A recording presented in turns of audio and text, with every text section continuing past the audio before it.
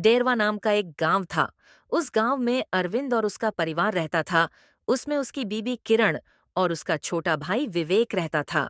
किरण घर का सारा काम करती थी और उसका भाई विवेक आए दिन आवारागर्दी करता रहता था। अपने भाई की कभी भी बात नहीं माना करता था। वो सिर्फ अपनी ही मनमानी करता था। काफी लाड़ दुलार से पला बढ़ा है, इसलिए किसी की भी जल्दी बात नहीं माना किया करता था। वो सिर्फ अपनी मनमानी करता था। सभी गांव वाले उसे परेशान रहते थे।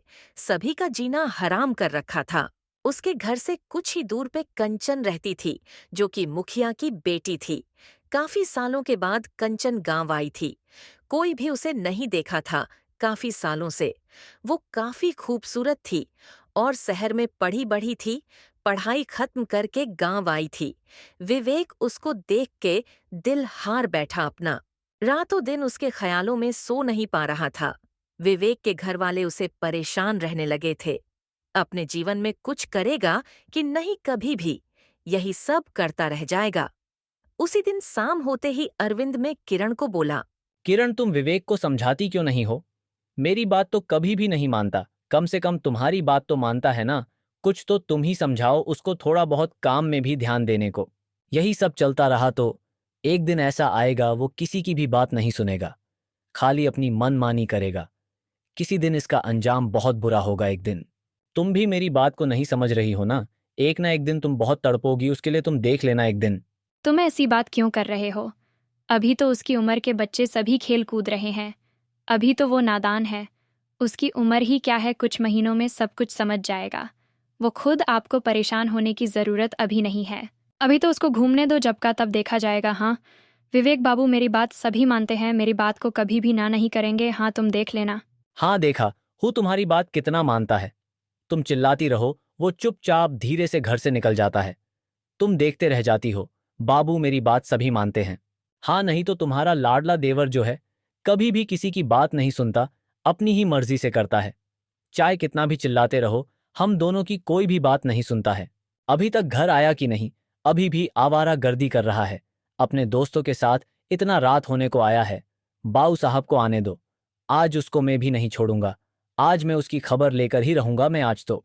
विवेक बाबू सुबह बोल के गए थे, आज मैं लेत आऊंगा, अपने दोस्तों के साथ कहीं जा रहा हूँ। आज गांव से कुछ दूर गए हैं, अभी वो आते होंगे। दोनों आपस में बात कर रहे थे। कुछ ही देर बाद विवेक आया घर में। सभी लोग उसको देखते रह गए। आज वो काफी खुश लग रहा था। आज इसे हुआ क्या है? चुपचाप विवेक अपने कमरे में चला गया। किसी को कुछ बोले बिना सोने को एक दूसरे को देखते रह गए। कुछ समय के बाद अरविंद उसके कमरे की ओर गया। विवेक, आज तुमको इतना लेट क्यों हुआ? तुम्हें मालूम नहीं है क्या समय हो रहा है? कहाँ रह गए थे? अब से तुम्हारी लापरवाही अब नहीं चलेगी इस घर में। मैं भाभी को बोल के गया था, मैं अपने दोस्तों के साथ कहीं जा रहा हूँ। आज आने में जरा सा लेट हो गया है। मुझे मालूम है अब नहीं होगा। मैं काफी थक गया हूँ। मुझे अभी आराम करने दो। कल सुबह बात करेंगे, अभी आप जाओ। मुझे अभी बात नहीं करनी है आपसे। तुम क्या इतने बड़े हो गए हो जो मेरी एक भी बात नहीं सुनना चाहते हो? तुमको लाड प्यार ने बिगाड़ के रखा है। तुमको कल से मेरे साथ गोडाउन पे चलोगे। मैं कहीं नहीं जाऊंगा अभी। मुझे मौज मस्ती करना है अपने दोस्तों के साथ। आप मेरा दिमाग मत खराब करो। अभी आप यहां से जाओ। अरविंद चुपचाप वहां से चला गया। बाहर तभी वो सोच रहा था, ऐसा रहेगा तो एक ने एक दिन इसका खामियाजा भुगतना पड़ेगा कभी न कभी। चुपचाप वहां से चला गया अपने कमरे में।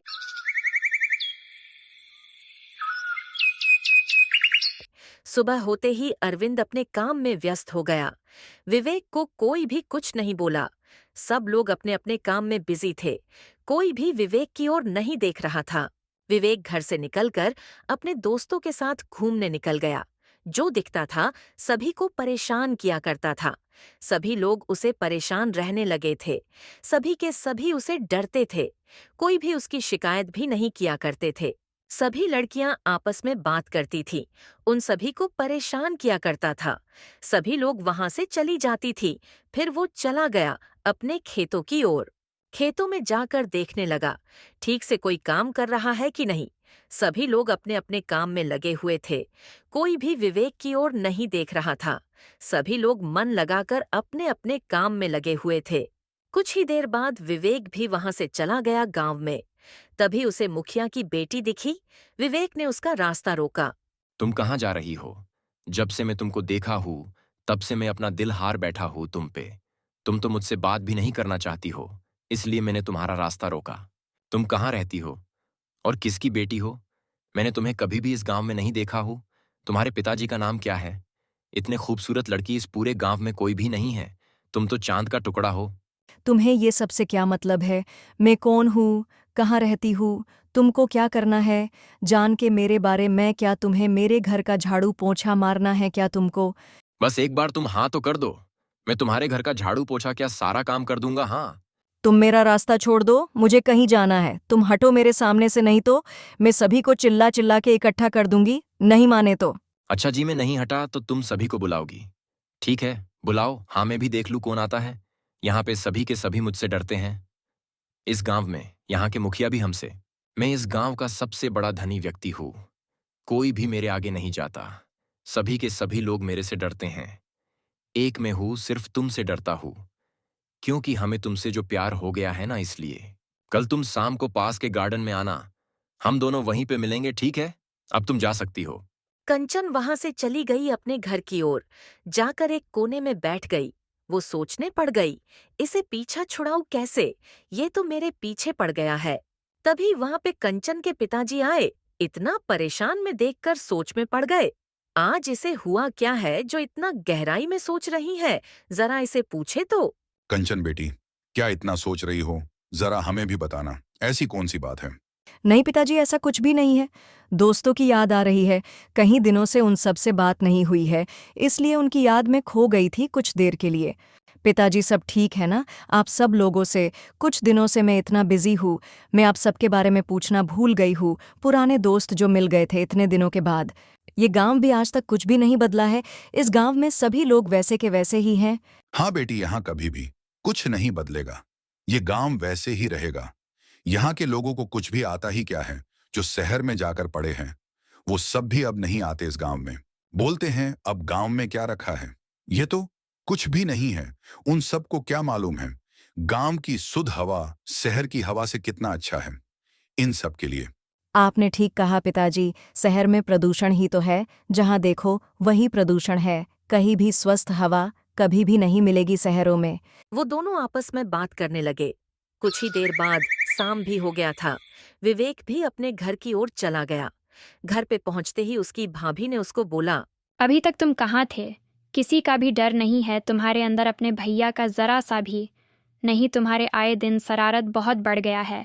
अब लगता है कि तुमको तुम्हारे भैया के साथ भेजना होगा। अब तो तुम सुधर जाओ। अब ये तुम्हारी आखिरी चेतावनी है। अब की बार अब आगे से कुछ भी हुआ तो तुमको इसकी सजा भुगतना पड़ेगा। विवेक सब कुछ सुनकर वहां से चला गया। अपने कमरे में किरण की बातों को मजाक में लेने लगा।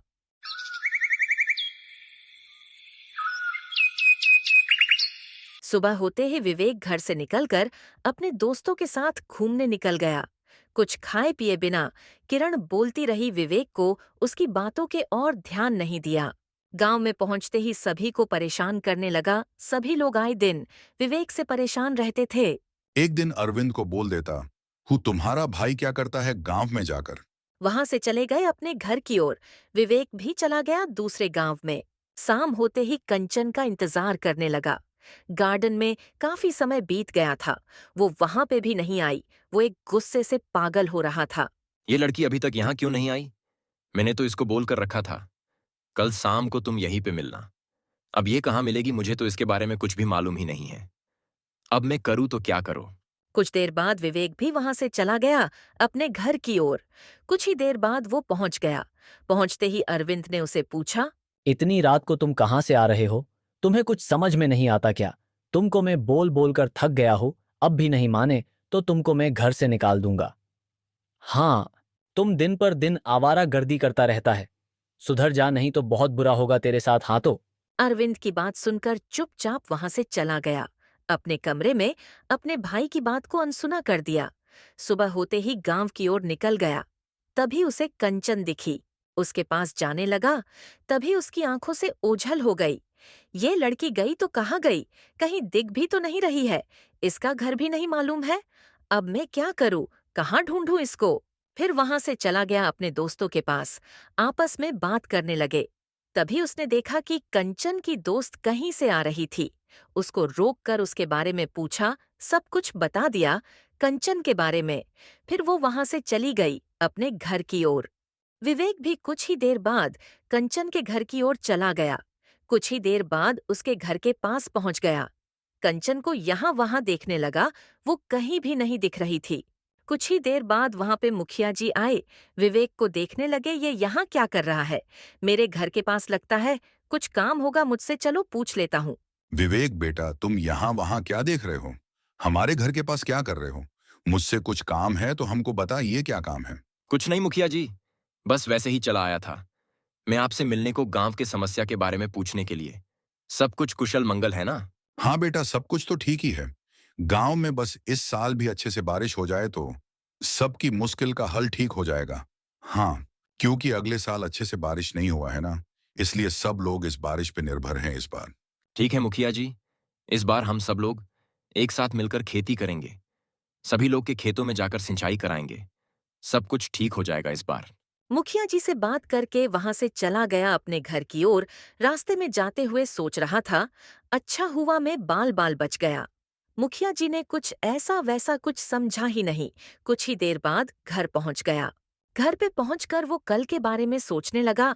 कल मैं कंचन से कैसे मिलूं? कल मैं उसको बोल के रहूंगा, तुम क्यों नहीं आई हो जब मैंने आपको बुलाया था? गार्डन में तुमको आना ही होगा। सुबह होते ही गांव में चला गया। तभी रास्ते में उसे कंचन दिखी। उसकी ओर जाने लगा, उसको रोककर पूछने लगा। तुमको मैंने बुलाया था, तुम क्यों नहीं आई हो? मैं तुम्हारा इंतजार करता रहा वहां पे। कल शाम को मिलना, हाँ वहीं पे। नहीं तो मैं कल तुम्हारे घर पे आऊंगा। जो होगा तुम देख लेना, अभी मैं जा रहा हूं। विवेक वहां से चला गया। कंचन भी सोच में पड़ गई। कल नहीं गई तो कहीं ये आ न जाए घर की ओर, तब मैं क्या करूंगी? हाँ। थोड़ी देर बाद वो घर की ओर चली गई।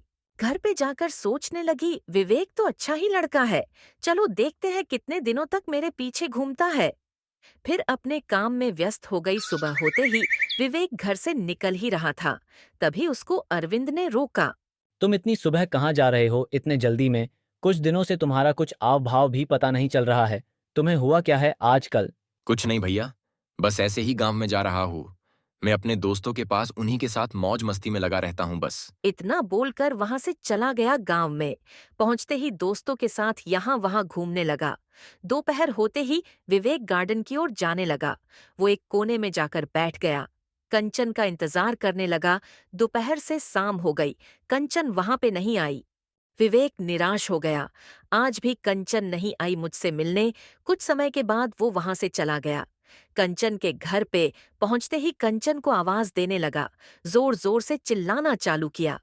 कुछ ही देर में कंचन बाहर आई। अरे बाबा, तुम इतनी जोर जोर से क्यों चिल्ला रहे हो? इधर आके क्या हुआ तुम्हें? क्या हुआ तुम्हें? मैंने तुमको बोला था ना, आ जाने को। तुम क्यों नहीं आई, इसलिए मैं खुद इधर आ गया। मैंने तुमको बोला था तुम नहीं आओगी, मैं खुद आऊंगा, देख लो। अब बोलो कल आना है कि नहीं तुम्हें? नहीं आओगी तो मैं कल सारे गांव में ढिंढोरा पीट दूंगा। हाँ, मैं तुमसे प्यार करता हूँ, सबको बता दूंगा। ठीक है, कल मैं मिलूंगी शाम को वहीं पे। अभी तुम जाओ, नहीं तो कोई देख लेगा। हाँ पक्का, कल मैं आऊंगी। विवेक वहां से चला गया घर की ओर। सुबह होते ही तैयार होकर घर से निकलकर चला गया गांव में।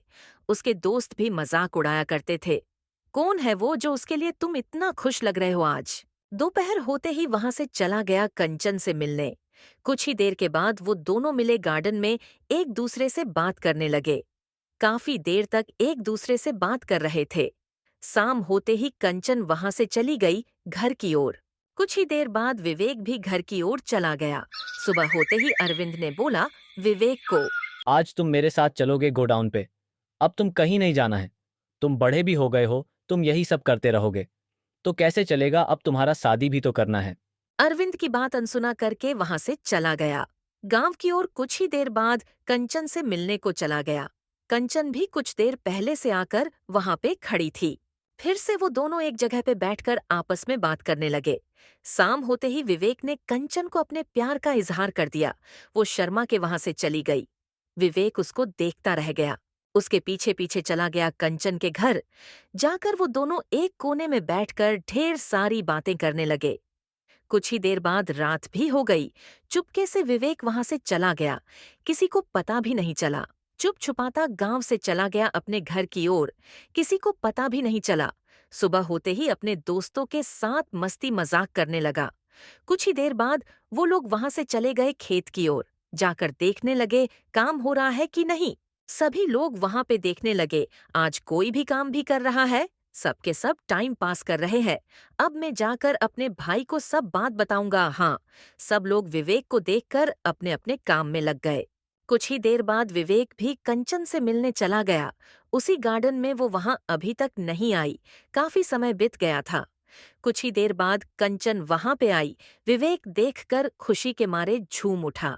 आज तुम्हें आने में इतनी देर क्यों हो गई, तुम्हें मालूम है ना? मैं तुम्हारा कब से इंतजार कर रहा हूँ। इतना इंतजार कराओगी तो मेरा क्या होगा? तुमको क्या मालूम है मैं तुमसे मिलने के लिए मैं कितने बहाने मारती हूँ, तब जाके मुझे आने को मिलता है। अब आगे से नहीं होगा। वो दोनों एक जगह पे बैठ गए, आपस में बात करने लगे। तभी वहां पे मुखिया ने देख लिया, वो दोनों एक कोने में बैठकर बात कर रहे हैं। चुपचाप वहां से चला गया घर की ओर। घर पे पहुंचते ही मुखिया सोच में पड़ गया। विवेक मेरी बेटी के साथ वहां पे क्या कर रहा था? ऐसा लग रहा था कि वो दोनों को कहीं प्यार तो नहीं हो गया ना। कुछ ही देर में कंचन भी घर आई। चुपचाप वो अपने घर में चली गई। सुबह होते ही मुखिया भी अरविंद के घर की ओर चला गया, उसे बात करने। अरविंद बेटा, तुम अपने भाई को रोक लो, नहीं तो बहुत अनर्थ हो जाएगा एक दिन। क्या हुआ मुखिया जी, आप इतने गुस्से से क्यों बोल रहे हो? ऐसा क्या मेरे भाई ने आपको क्या बोल दिया है? तुम्हारे भाई ने मेरी बेटी के साथ प्यार कर रहा है। तुम अपने भाई को समझा लो, नहीं तो सोच लेना। तभी वहां पे विवेक आया। मुखिया को देखकर वो सहम सा गया था, सभी को देखने लगा। वो सोच में पड़ गया। तभी अरविंद ने बोला, तुम ये सब भी करने लग गए हो, ये तुमसे उम्मीद भी नहीं थी। तुमने मुखिया जी की बेटी के साथ ये सब क्या कर रहे हो? तुम इतने बिगड़ से गए हो, आज से तुम घर से बाहर नहीं निकलोगे, अब तुम घर में ही रहोगे। क्या हुआ भैया, मैं कंचन से प्यार करता हूँ, वो भी मुझसे प्यार करती है। हम दोनों एक दूसरे से शादी करेंगे। हम दोनों को कोई भी जुदा भी नहीं कर सकता। हम दोनों किसी भी हद तक जा सकते हैं। आप दोनों सुन लो, हम दोनों शादी करने वाले हैं। जल्दी ही मैं आप दोनों को बताने वाले ही थे। अच्छा हुआ, आप दोनों को पता चल ही गया। अब हमारी परेशानी दूर हो गई। तुम अपने भाई को समझा देना, ये सब गलत है। दोनों भाई आपस में बात करने लगे। मुखिया दोनों को देखने लगा। दोनों भाई आपस में बहस कर रहे थे। कुछ देर के बाद मुखिया जी बोले, रहने दो अरविंद, तुम इसे बाद में अच्छे से समझा देना। हाँ, अभी मैं जा रहा हूँ। चुपचाप वहां से चले गए अपने घर की ओर। दोनों भाई में बहस हो गई। गुस्से से विवेक घर छोड़ के चला गया कहीं। तभी वहां पे किरण आई। क्यों बाबू को चिल्ला रहे हो? जाने दो, जाओ उनको मना के लाओ। कहीं चले गए तो हम उनको कहाँ ढूंढेंगे? नहीं, वो जाना चाहता है तो जाए। देखता हूं ना कितना दिनों तक बाहर रह पाता है। जितनी अकड़ है ना, सारा के सारा निकल जाएगा। तुम परेशान मत लो, वो जल्दी ही आ जाएगा। हाँ। अरविंद बोलकर वो अपने काम धंधे पे निकल गया। विवेक भी गांव से दूर कहीं चला गया। दूसरे गांव की ओर पहुंचते ही एक जगह पे जाकर बैठ गया। शाम भी होने को आई, वो वहां सो गया। कुछ खाए पिए बिना उसे रात भर मच्छर काट रहे थे। सुबह होते ही खाने की तलाश में घूमता रहा। कहीं भी उसे कुछ खाने को नहीं मिल रहा था। विवेक कुछ पैसे भी नहीं लेकर आया था। सुबह से दोपहर हो गई, उसे कुछ भी नहीं मिला खाने को। उसे बहुत भूख भी लगी हुई थी। उसे कुछ भी समझ में नहीं आ रहा था। मैं करूँ तो क्या करूँ? अब मैं तो गुस्से से घर से चला आया। मुझे तो कुछ भी आता भी नहीं है। थक हार कर एक जगह पे जाकर बैठ गया। विवेक को सब लोग देख रहे थे, ये कौन से गांव से आया है ये लड़का, और इसका नाम क्या है? कंचन भी घर से भागकर वो भी विवेक को ढूंढने निकल गई। एक जंगल से जाने लगी। सुबह से दोपहर होने को आई। थक हार कर एक कोने में बैठ गई। सोच में पड़ गई, अब मैं कहाँ ढूंढूं? विवेक जी कहाँ मिलेंगे अब? मोहब्बत की हूँ तो निभाना पड़ेगा ना। मैं भी उनके बिना नहीं रह पाऊंगी। अब मैं उन्हें कहाँ ढूंढूं? कुछ दूर आगे एक गांव दिख रहा है, देखती हूँ वहां पे है कि नहीं। वहां से चली गई। विवेक को ढूंढने पहुंचते ही उसे यहाँ वहां ढूंढने लगी। कोई भी उसे नहीं बता रहा था वो कहाँ गया है। किसी को भी विवेक के बारे में नहीं मालूम है। सभी लोग उसे अनसुना करके चले जा रहे थे। फिर कंचन वहां से चली गई दूसरे गांव की ओर। विवेक को रास्ते भर ढूंढते जा रही थी। उसे कहीं भी नहीं दिख रहा था। तभी विवेक एक पेड़ के पास बैठा हुआ था। कंचन जल्दी से उसके पास पहुंच गई। एक दूसरे को देखते रह गए, काफी देर तक देखते रहे। विवेक सोच में पड़ गया, ये यहाँ क्या कर रही है, कोई देख न ले हमें एक साथ। तुम यहाँ पर क्या कर रही हो? तुम्हारे घर वाले परेशान होते होंगे। तुम चली जाओ यहाँ से। सभी लोग तुम्हें यहाँ वहाँ ढूंढते होंगे। लोग तुम्हारे घर वाले को क्या कहेंगे तुम्हें मालूम नहीं है। मैं घर से भाग के आई हूँ। मैं एक चिट्ठी छोड़ के आई हूँ। मुझे किसी की परवाह नहीं है। अब हम दोनों एक साथ रहेंगे। हाँ, जो होगा उसे देखा जाएगा। मैं तुमसे मोहब्बत करती हूँ। तुम्हें किसी भी मुसीबत में कैसे रहने दूँ, इसलिए मैं भी आपके पास चली आई। वो दोनों मिलकर एक छोटी से झोपड़ी में रहने लगे। एक दूसरे के साथ वो काफी खुश थे। विवेक भी दूसरे के पास जाकर छोटी सी एक नौकरी करने लगा। कुछ दिनों के बाद अरविंद और किरण दोनों ढूंढने लगे। यहाँ वहाँ कहीं दूर तक वो दोनों चलते रहे। कई गांव होते हुए जाने लगे। वो दोनों कहीं भी नहीं दिख रहे थे। कुछ दूर आगे और चलते रहे। तभी उन्हें कंचन दिखी। वो अपने घर के बाहर खड़ी थी। वो दोनों वहां पे पहुंच गए। उसे पास जाकर देखते रहे। तुम दोनों को हमने कहाँ नहीं ढूंढा। कई दिनों से। अब चलो हमारे साथ। घर विवेक नहीं दिख रहा, वो कहाँ है? वो गए हैं काम करने दूसरे के पास। शाम को वो भी आ जाएंगे। हाँ, तब तक आप दोनों आराम करो। कुछ समय के बाद शाम भी हो गई। विवेक घर की ओर आया। सभी को देखता रह गया। भैया और भाभी यहाँ क्या कर रहे हैं? आप दोनों यहाँ क्या कर रहे हो? कौन यहाँ का रास्ता बताया आपको? मैं तुमको लेने आया हूँ। अब चलो हमारे साथ। घर पे तुम दोनों की शादी करा दूंगा। हाँ ठीक है। हम यहाँ से नहीं जाएंगे। हमें छोड़ दो। हमारे हाल पे हम ठीक हैं। एक दूसरे के साथ हमें नहीं रहना। किसी के साथ आप दोनों जा सकते हो। बाबू, तुम मेरी बात भी नहीं मानोगे। हाँ, जब से तुम गए हो मालूम है मेरा हाल क्या है। तुम्हारे बिना मैं कभी भी सो नहीं पाई हूँ। मुझे तो मना मत करना, अपनी भाभी की बात तो मान लो। विवेक किरण की बात मान लेता है। सब लोग वहाँ से चले जाते हैं घर की ओर। कुछ दिनों में वो दोनों की शादी करा देते हैं। एक दूसरे के साथ खुश रहने लगते हैं।